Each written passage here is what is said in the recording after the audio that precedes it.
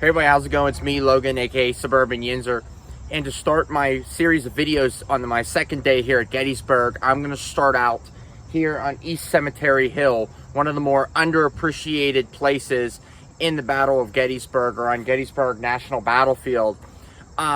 So to start out this video, I'm going to be talking about my fourth great grandfather and the 11th Corps of the Army of the Potomac here up on East Cemetery Hill. Ironically, on July 2nd, 1863, the second day of the battle, he was up here. So, to give a little background story on what this purpose was. So, why would they set up on East Cemetery Hill right here? So, right down there, as you can see, we have a beautiful, majestic valley down there, okay? And you could see that the artillery placed up here is to basically protect the Union armies, or the Army of the Potomac's flank, going this direction. This direction going down that way, you have Culp's Hill. So the 12th Corps extending, coming this way, connecting with the 11th Corps, then the fishhook from Cemetery Hill running all the way down Cemetery Ridge.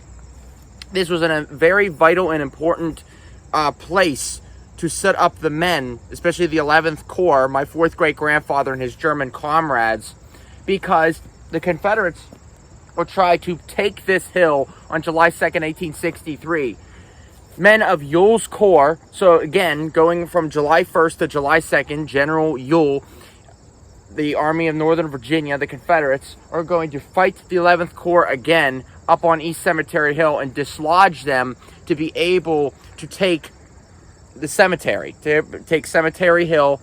And I'm going to go further into this hill later. But to talk about the battle itself, the fierce fighting on July 2nd, 1863.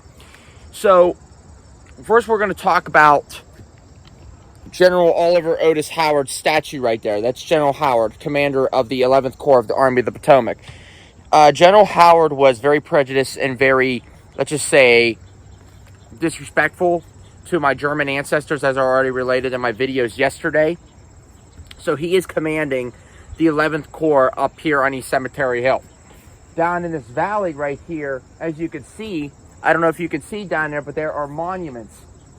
The monuments consist of the 25th Ohio, the 75th Ohio, 17th Connecticut, 68th New York, 54th New York, 153rd Pennsylvania, 41st New York, and 33rd Massachusetts, extending its line and curving into Culp's Hill.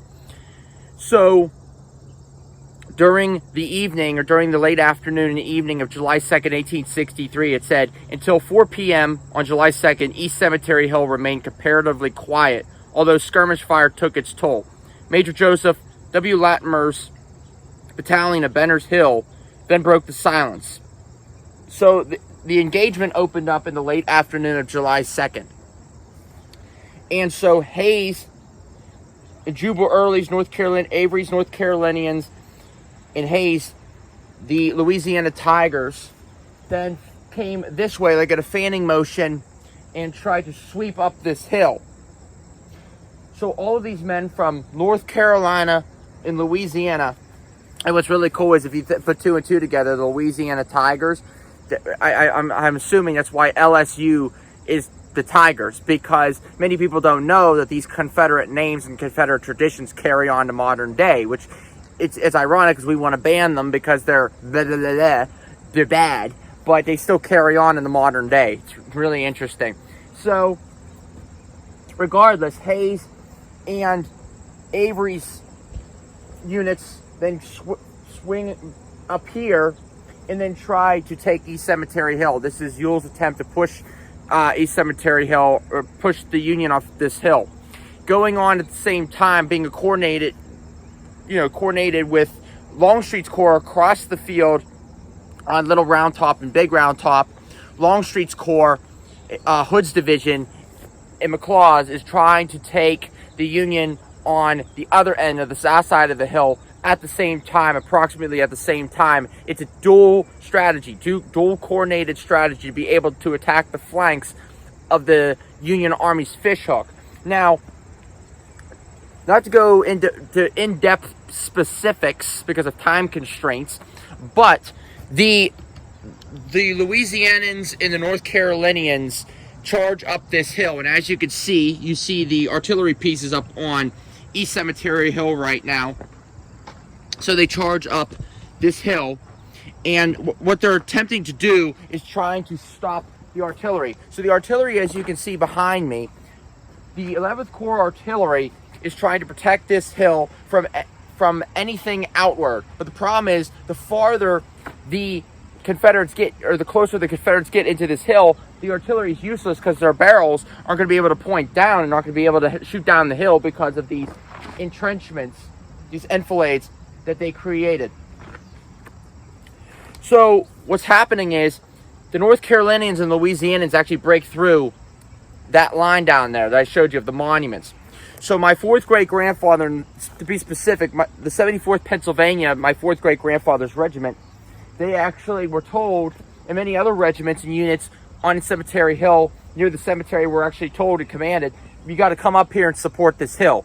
The Confederates are going to be breaking through, and the Confederates did. The North Carolinians and the Louisianans, they broke through. They actually captured some of the cannons, some of their artillery pieces, but they actually said after the battle, reports have said that there was fierce fighting up here going into the evening, into the nighttime of July 2nd. And the Confederates actually said that even the artillerymen, even the men manning the guns, they said they were fighting fiercely too. They were not trying to easily surrender these field pieces here on East Cemetery Hill, which is very interesting because, I mean, you would expect artillerymen to fall back and run, but they didn't. My fourth great grandfather and the 74th were actually, I would say, down the hill, trying to support a little bit behind the 17th Connecticut, but they were ultimately broken through, and the Confederates came up here, and it was about, I would say, close to midnight on July 2nd when the fierce fighting, the hand-to-hand combat happened. Reports said that the full moonlight was shining upon the soldiers, and they could actually see the soldiers' silhouettes, glowing silhouettes, so it wasn't too difficult to see at nighttime on July 2nd. But ultimately, the Confederates were then driven back, and they were stopped. Their attack was prevented by the Union Army forces up here on East Cemetery Hill, but it was fierce hand-to-hand combat for a good while, and it was very bloody, very catastrophic to the Confederates, and they had to retreat.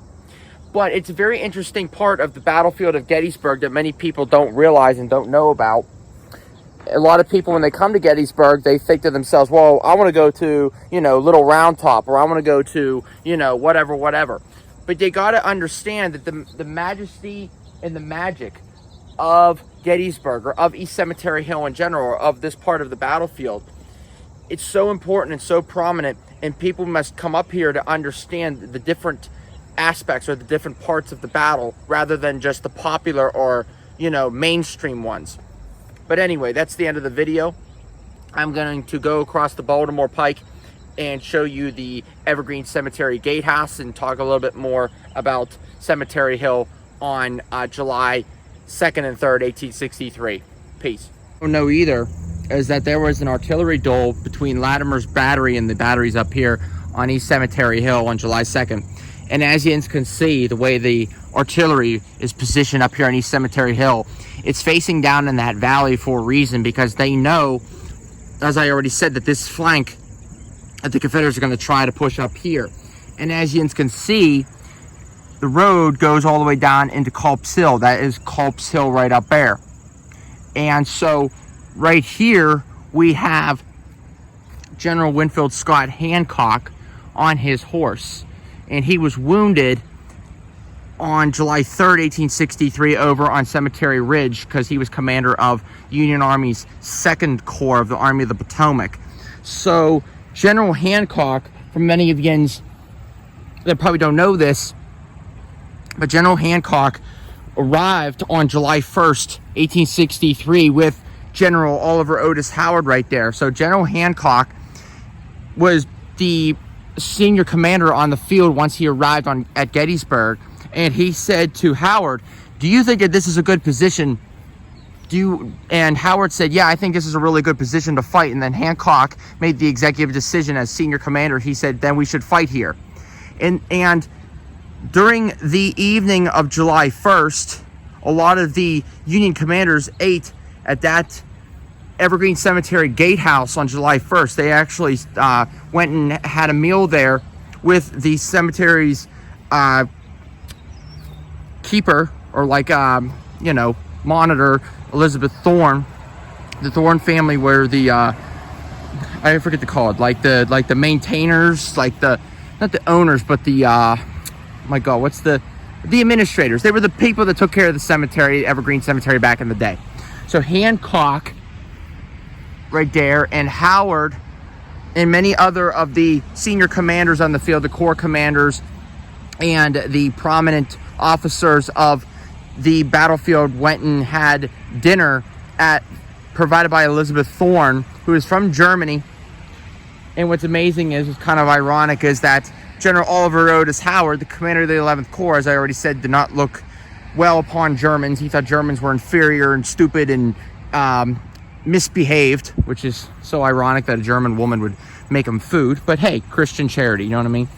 And so right now I'm going to cross the Baltimore Pike, and I'm going to go into Evergreen Cemetery and talk a little bit about what happened at Evergreen Cemetery on probably July 3rd, 1863. Many of you probably would like to know, because something very prominent and very crazy happened on July 3rd. It was the bombardment of the artillery of the Army of Northern Virginia. And so I'm going to cross the street before I get hit. Okay, never mind. So this is Evergreen Cemetery, established in 1854. And this is the Evergreen Cemetery gatehouse. This place was present at the Battle of Gettysburg, which you can imagine. And Evergreen Cemetery is absolutely beautiful, and it is so full of history. There is so much history in this cemetery. And this is Elizabeth Thorne. And what's very interesting about her is that during after the battle, when there were bodies laying around, she actually contributed to burying the bodies while being pregnant, digging in the hard soil, digging these holes to bury the dead. And it's very amazing because she was pregnant and she was a woman. And you know, that just shows the skill, the determination, and the honor of German immigrant women.